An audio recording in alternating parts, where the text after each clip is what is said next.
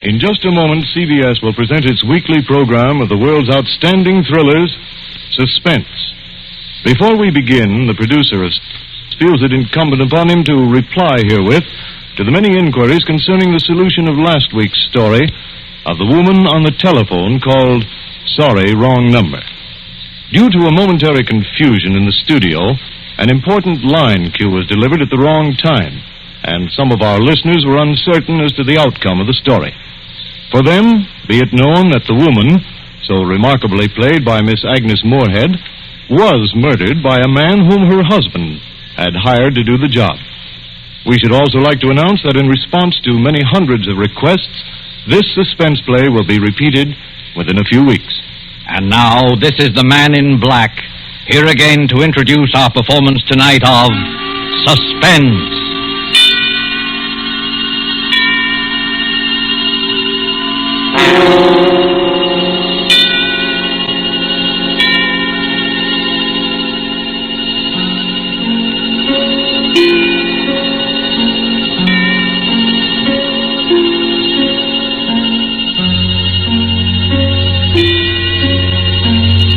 Our stars this evening are two distinguished gentlemen from the Hollywood sound stages, Mr. Donald Crisp and Mr. John Loder. Mr. Crisp and Mr. Loder are here to enact for us a strange and startling drama in which they, in the interest of justice, made use of an unusual method to wring a confession of guilt from a criminal. The story is by Rupert Croft Cook and is called Banquo's Chair. And so, with Banquo's Chair and the performances of Donald Crisp as Sir William Brent and John Loder as Arthur Grange, Sir William's friend who relates the story to us, we again hope to keep you in suspense.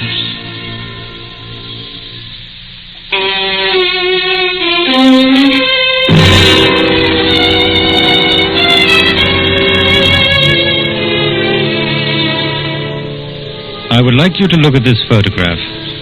It's the picture of Sir William Brent, ex-head of the English Criminal Investigation. I knew Sir William well, and he always terrified me. Not in the sense that he was brutal or evil, he was none of that. But look at that cold face, particularly his eyes. When he looked at you, you flushed with guilt.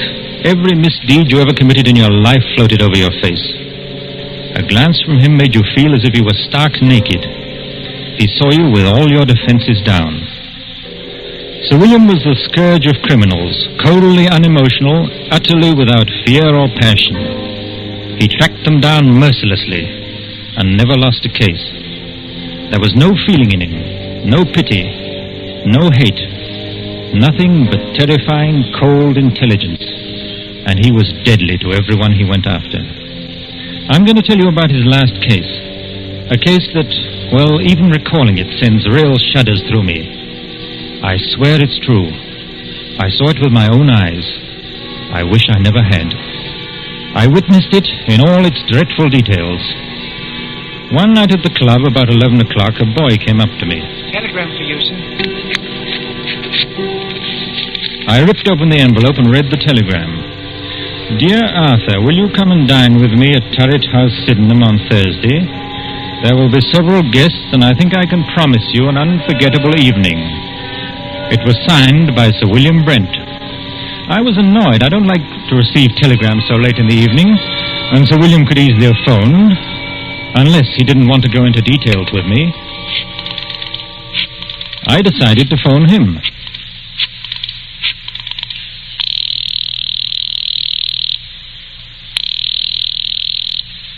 Hello? Hello? This is Arthur Grange calling. Yes, I know. Did you receive my telegram? Yes, Sir William. What's all the mystery about? Well, I'll tell you about it on Thursday. Are you coming? Yes, I'll be there. Very good. I particularly want you to be there. You sound so mysterious, I'm thinking of coming armed or bringing several bodyguards. No, won't be necessary to bring any bodyguards. But you'd better come armed. Well armed. Yes, bring a revolver. Good night.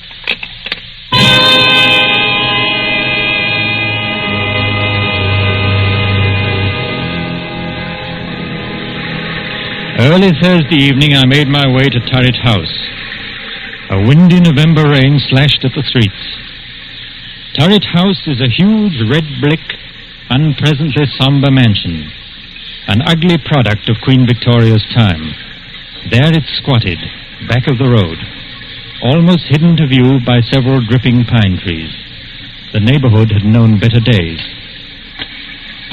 I walked up along the unkept path until I reached the great oaken door.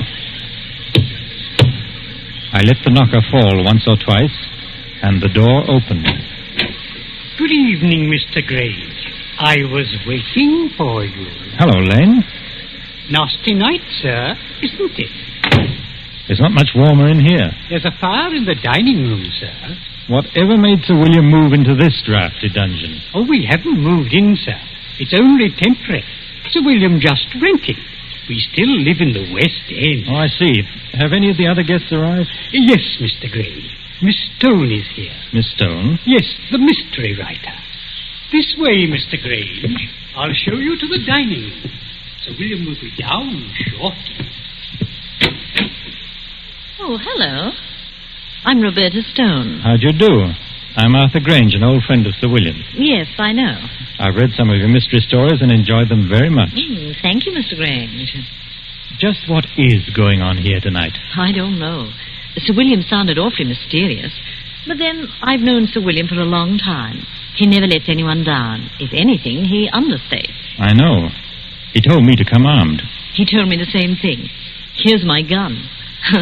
I must admit, I've never fired it in my life. This house is certainly a proper background for anything unpleasant. It's already been the scene of a crime. Oh? What crime? Murder. A particularly unpleasant one. Really? I must say the murderer couldn't have picked a more ideal spot. Isn't it a fact? You know, I once wrote a story of... Good evening, Roberta. Yes. Arthur, I'm glad you're both on time. Hello, Sir William. Hello. A nice apartment you have here. A sort of mausoleum and dining room combined. You're a bit afraid, aren't you? Of course not. Why should I be? Your eyes give you away. What's all this about? You invite us to this godforsaken dungeon and tell us to come armed? Don't be upset, Arthur. I'm sure you'll come out of this all right. You mean we may be in some danger? Naturally, I wouldn't tell you to come armed otherwise. Who is this other guest, Sir William? There are 2 more guests. But first we'll have a drink, and then I'll tell you both all about it. Lane. Yes, Sir William? Will you serve the drinks? Yes, sir. Now, I'll tell you what's going to happen tonight. This house, Turret House, was the scene of the Sydenham murder. A very famous case. Yes, I know about it. That's right. No offense, old man, but wasn't it the only case you never solved? You're wrong, Arthur. I solved the Sydenham case, but I couldn't bring the criminal to justice because of insufficient evidence. You mean you knew who the murderer was? Oh, yes, of course. It was the nephew. The police knew it, too. Then why in the world didn't you bring the case to a conclusion? Because the nephew had an absolute and unimpeachable alibi. To have arrested him would have meant a waste of time and money and a release in the end. Besides, according to English law, a man discharged can never be arrested again on the same murder charge. Well, this is all very fascinating. Has it anything to do with our being here tonight? Yes, Roberta, it has. In a short while, the nephew, John Bedford, will be here to dine with us. And, oh yes, the victim, Miss Ferguson. What? Well, wait. You mean Miss Ferguson wasn't actually murdered? Miss Ferguson is quite dead. Has been dead these 2 years. You mean you're going to have the body of Miss Ferguson here at dinner? Oh, this is a little too much. If you'll excuse me, I'll dine elsewhere tonight. Not so fast, Roberta. Perhaps you'd better wait until you hear the rest of the story.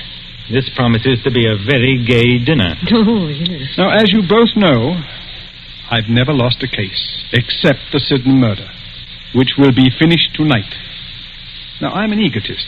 I don't believe there's a criminal in all England that can outwit me.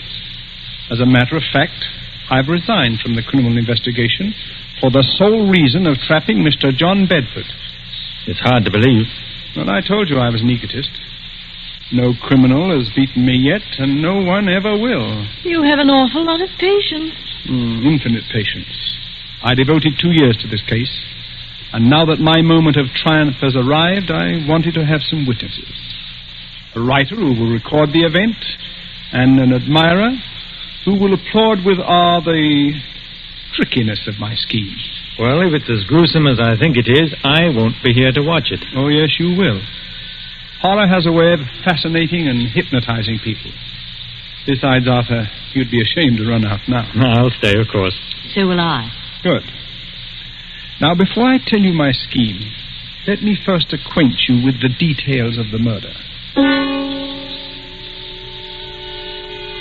Exactly 2 years ago tonight, old Miss Ferguson.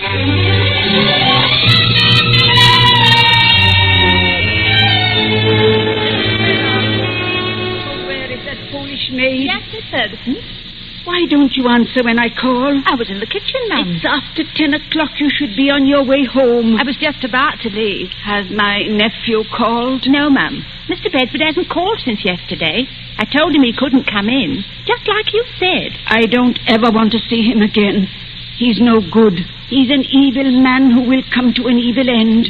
You're never to let him in here, Hilda. He won't ever come in this house if I can help it. No, ma'am. Now you'd better run along and make sure all the doors are bolted. Yes, ma'am. Good night, Miss Ferguson. Good night, Hilda. A pity about that nephew of mine. I'll change my will. Won't leave him a penny, I won't. In the morning, I'll change the will. That's... Who's there? Who is it? It's I, Aunt Martha, your own affectionate nephew. What are you doing in my house? Oh, you're not at all pleased to see me. Your only living relative, too. I'd like you to leave at once or call the police, of course. I'd rather not, Auntie.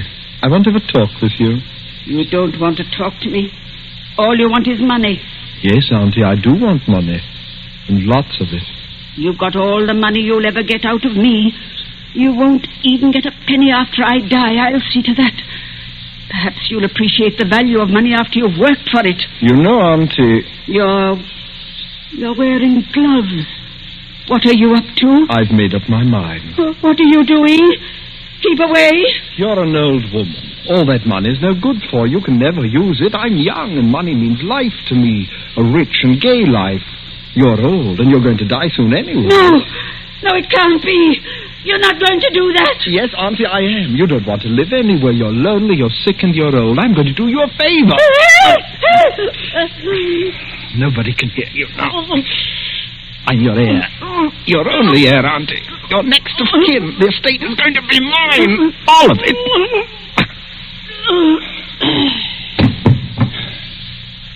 Now, don't you worry, Auntie. We'll have a fine funeral for you.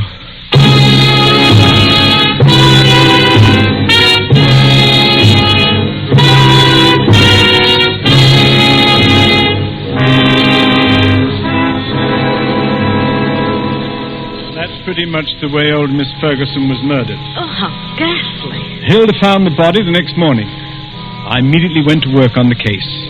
All the evidence pointed to John Bedford. Everyone believed he committed the crime. He almost admitted it himself. I had him brought to my office for questioning. Oh, hello, Bedford. Come in. Thank you, sir. How'd you do, Sir William? Cigarette? Oh, thank you. Well, how does it feel to kill your own aunt? May I have a light, please? Yes, of course. Thank you. I wouldn't know, Sir William. You see, I never killed anyone. Have you? I have, Mr. Bedford. And I've sent quite a few to the gallows. Yes, so I understand. What was your relationship to Miss Ferguson? She was my aunt. Don't be flippant. Flippancy only proves your guilt. Well, to tell you the truth, sir, my aunt didn't like me. She thought I was a spendthrift and a useless parasite, and she was quite right. Would you mind telling me where you were the night your aunt was murdered? Oh, not at all. In jail. I had drunk a little too much and gotten into a bit of a tiff with someone, that's all. Have you ever been arrested for drunkenness before? Never, Sir William. This was my first offense. It's quite an alibi. Quite a fact. It would hardly be possible for me to be in jail and kill my aunt at the same time, you know. Unless, of course, my aunt came into my cell and allowed me to murder her, after which she walked back to Turret House as a ghost, dragging her body behind her. According to my reports, Mr. Bedford, you drink very little. No one who knows you has ever seen you drunk before. You probably got drunk in joyful anticipation of murdering your aunt. As a thoroughgoing criminal investigator, don't you think you ought to check my story? I already have. Oh. You've done a very skillful job. Too bad you couldn't use your talents for something constructive. Well, why don't you arrest me, Sir William? No, Mr. Bedford. I have time. Plenty of time. Well, you'd better work fast. By the time you get around to me, I'll have spent all of my aunt's beautiful money. It's not the money we're after. It's you. Your beautiful life. Good day, Mr. Bedford.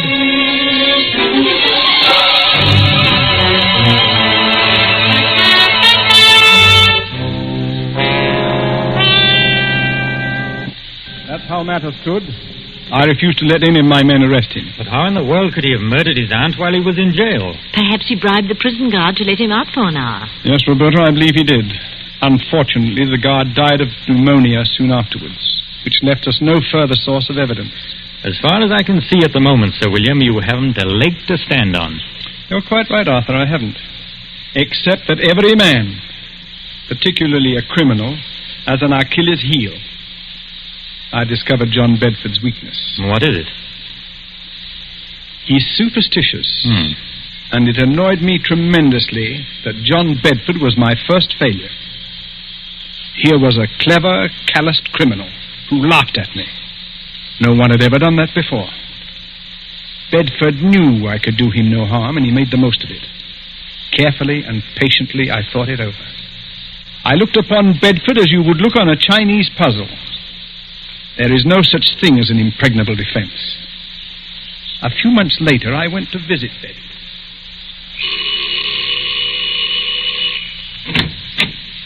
Well, Sir William Brent. What a surprise. Won't you come in, please? Thank you, Mr. Bedford. Well, I'm honored to have the great Sir William Brent pay me a visit. You're not after any more clues, I hope. It gets rather tedious, you know. No, not at all. I know when I'm licked. Well, I don't want to appear smug, sir, but everyone has his Waterloo.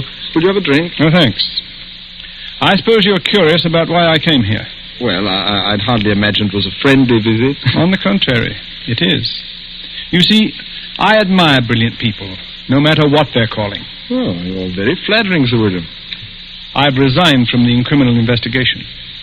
I'm a private citizen now. Yes, I've heard about that. Most people misunderstand me. It wasn't my love for justice that made me pursue my profession with such tenacity and... Success? With the sole exception of your case, of course. It was a game of skill to me. My wits against all comers. I lost in your case. But then we've all got to lose sometime, haven't we? I don't believe you, Sir William. You're still out to get me. Well, there isn't much of a chance, is there? I'm afraid not, Sir William. I've kept out of trouble so far. Knock wood. That's an odd habit for a man like you, knocking on wood.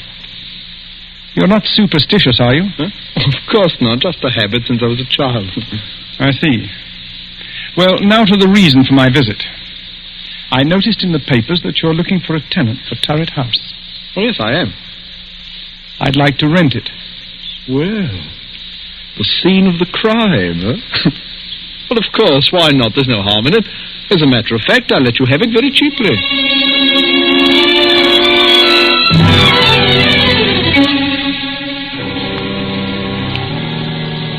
And that's how I rented this house.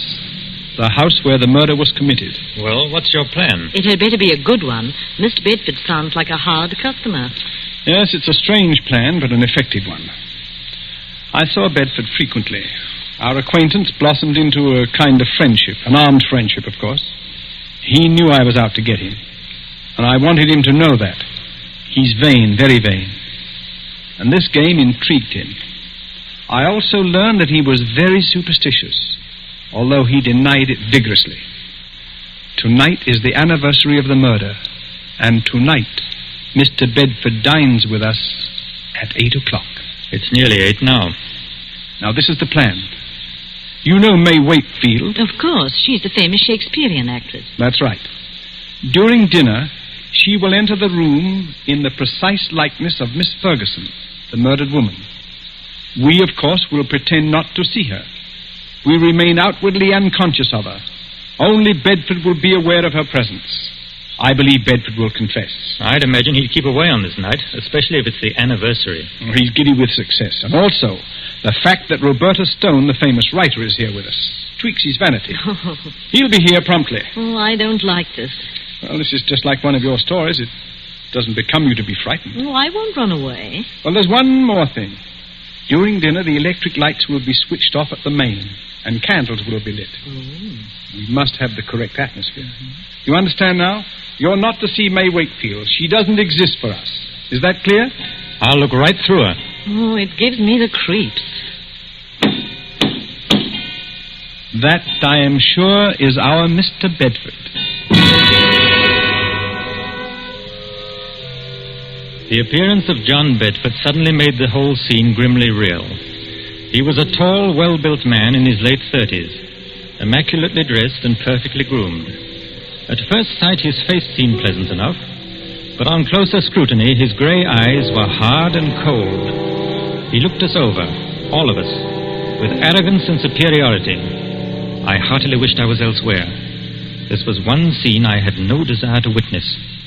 After the introductions were over, we sat down to dinner. Is it still nasty outside, Mr. Bedford? Yes, and getting worse. Looks like we're in for a few days of this. Too bad. I was going to do some riding tomorrow. The soup is excellent. Yes, your cook should be congratulated, son. The soup's a masterpiece. Poor Alice. She's been my cook for 20 years. But she's given me notice, absolutely refuses to stay here, says this house is haunted. So? Roberta, this might make an interesting story for you. Yes, Sir William. You should speak to her. Alice swears that she has seen the figure of an elderly lady with finger marks on her throat walking about this house. Oh, come now, Sir William. This is too good. Such an obvious attempt to frighten me. Sir William is convinced that I murdered my aunt. Please, Sir William, a little more subtlety. Surely I deserve it. Perhaps the cook did see the figure. As you very well know, Mr. Bedford, I don't believe in ghosts, and I'm sure my cook never saw this elderly figure. It's all in her mind. Well, I'm afraid your little attempt didn't work, sir, but I must admire your graceful admittance of its failure. Yes, I suppose I'd better give up, shouldn't I? Oh, no, never give up. If at first you don't succeed, you know. Do you live very far from here, Mr. Bedford? Thank you, Miss Stone, but there's no need to change the topic. I hope you find this game as amusing as I do. I'm sorry, Mr. Bedford, but this isn't my idea of pleasant dinner conversation. Oh, we'll talk of pleasant things. I saw a very exciting play last night. Excuse me a moment. It's really fearfully hot in here. Do you mind if we get a little air, please? Oh, I'm sorry. It is rather warm. Lane, open one of the windows, please. Yes, sir. Awful weather, isn't it? Yes. I don't know how we're going to get home, really. It's a bad month of the year. I'd intended to go to the Riviera for... What's the matter? Honest. Lane, what on earth is wrong with the light? I don't know, sir. Well, don't stand there. Light the candles. We can't sit here in the darkness. And get the chauffeur. He knows something about electric lights. I'll call the chauffeur right away, sir. I'm terribly sorry about this. We've had trouble with the wiring before. The chauffeur will have it fixed in a few moments. Now, let's get on with our dinner. If this is one of your tricks, Sir William, Oh, have some more wine, Mr. Bedford. It was a tense and terrible moment. I looked at Roberta. She was pale and frightened. Bedford, for all his poise, was uneasy. He didn't know whether Sir William was planning anything or whether this was really an accident. My heart was pounding away, and my palms were moist with perspiration. Only Sir William appeared cool. There was not a trace of emotion in his face. Oh, Mr. Bedford, you were saying about visiting the Riviera. Yes? It's quite a change from England at this time of year. Well, I suppose I'll make the trip next month when I... What's the matter, Mr. Bedford? Nothing at all. I wish we could have some light. Rather difficult to see. Yes, I'm terribly sorry this had to happen just at dinner. Have a little more wine, Mr. Bedford. Yes, thank you. The figure of a woman had entered the room. She had come in silently, like a ghost. We all saw her, but not one of us moved or made a sign of recognition. In the dim candlelight, she looked ghostly and unreal. Bedford looked at all of us to see if we also had seen the figure, but we ate our dinner grimly. He looked again, then shook his head and gulped more wine. Don't any of you see anything? See what, Mr. Bedford? This is another one of your tricks. Can't any of you see her? What's got into you, Bedford? It's my aunt. My aunt. Perhaps you've had too much to drink. Huh? Your aunt's dead, Mr. Bedford. You're not seeing ghosts, I hope. Perhaps I drank too much. Yes, of course. She's coming toward me. Now, calm yourself. I've never seen you like this. There's no one else here. Do you see anyone, Roberta? No, Sir William. I don't either. I'm leaving. I can't make you out, Bedford. You don't seem to be drunk. You're not wearing your gloves today, John. She's real. Can't any of you see her? Can't you hear her? What's come over you, Bedford? I'm leaving here. She's at the door. She won't let me out now. I'm an old woman. Money is no good for me. I'm lonely, John. I'm lonely. Let me fly out of my way. There's no one in your way, Bedford. Come, sit down. Get away from that door. I'll murder you again. Give me another. I'll murder you again. You old witch. I'll murder you again.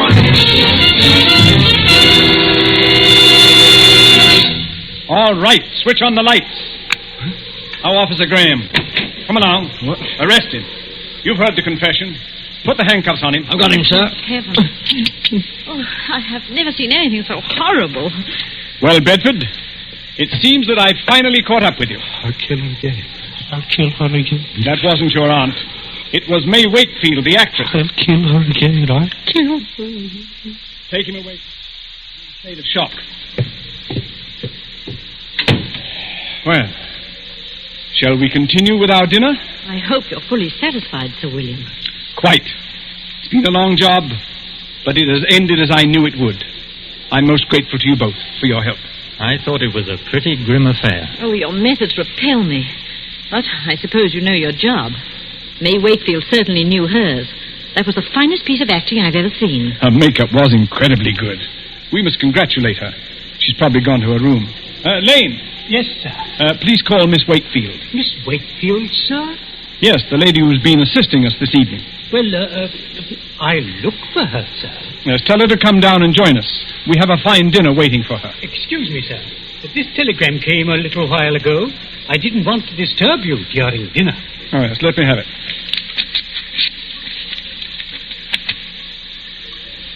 Good heavens. Sir William, what's wrong? I'll read it to you. Severe influenza makes it impossible for me to leave my bed tonight. Will tomorrow night do? Signed, May Wakefield. Lord help us. If it wasn't May Wakefield, then who was that figure here tonight? There was no answer. I looked at Sir William, staring at the telegram. His face was grey and stony. On his left temple, a crooked blue vein stood out. It twitched once or twice, and then was motionless. He looked as though he'd seen a ghost.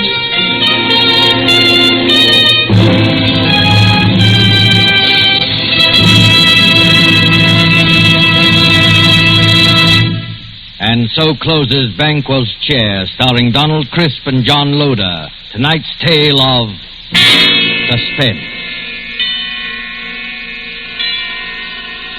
Now you may want to make a note of a change of time in these programs.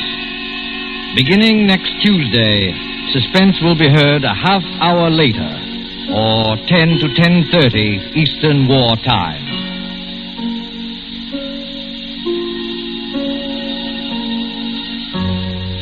This is your narrator, the Man in Black, who conveys to you Columbia's invitation to spend this half hour in suspense with us at our new time next Tuesday, when Vincent Price, Ona Munson, and Osa Masson will star in the suspense play 5 Canaries in the Room.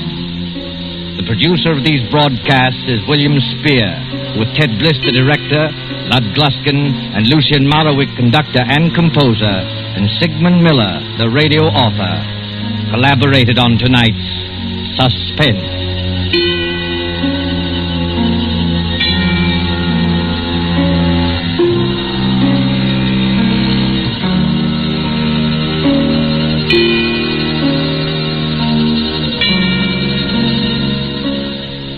This is CBS, the Columbia Broadcasting System.